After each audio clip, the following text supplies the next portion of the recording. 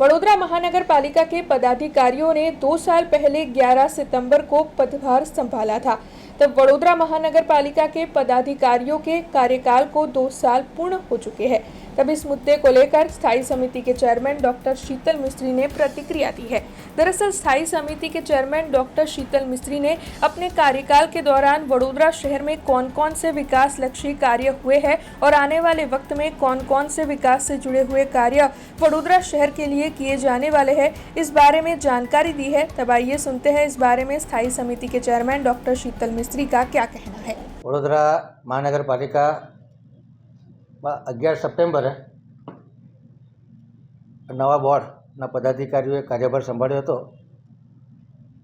આ કાર્યભાર સંભાળ્યાના 2 વર્ષ ગઈકાલે પૂર્ણ થયા। 2 વર્ષમાં વડોદરા કોર્પોરેશને જે ઇન્ફ્રાસ્ટ્રક્ચરના કામ કરવાના હોય, જે સોશિયલ ઇન્ફ્રાસ્ટ્રક્ચરના કામ કરવાના હોય તથા લોકોની સુખ સુવિધામાં વધારો કરવા માટેની જે કામગીરી હતી એ ખૂબ પ્રામાણિકતાથી કરી છે।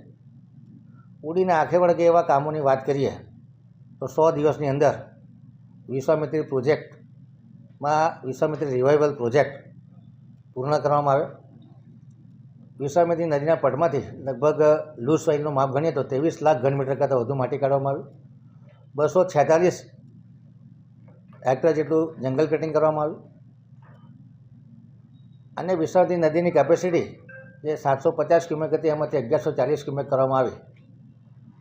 સાથે સાથે આજવાનું ડ્રેજિંગ કરી અને લગભગ 5 લાખ ઘનમીટર માટી કાઢવામાં આવ્યું।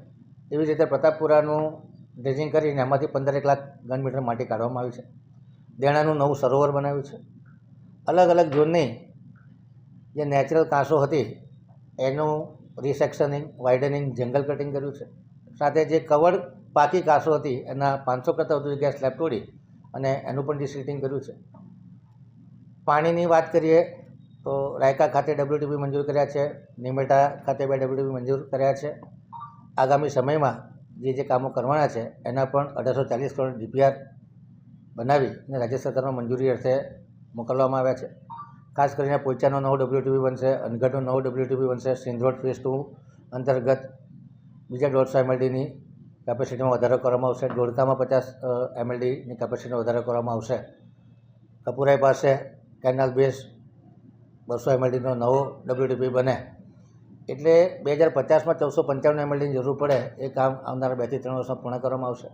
એવી જ રીતે 660 MLDના STP કાર્યરત છે અને 510 MLD પાણી સુરતનું પાણી ઉત્પન્ન થાય છે। 2050 સુધીમાં આ રિક્વાયરમેન્ટ લગભગ 1000 MLDની આસપાસ થશે।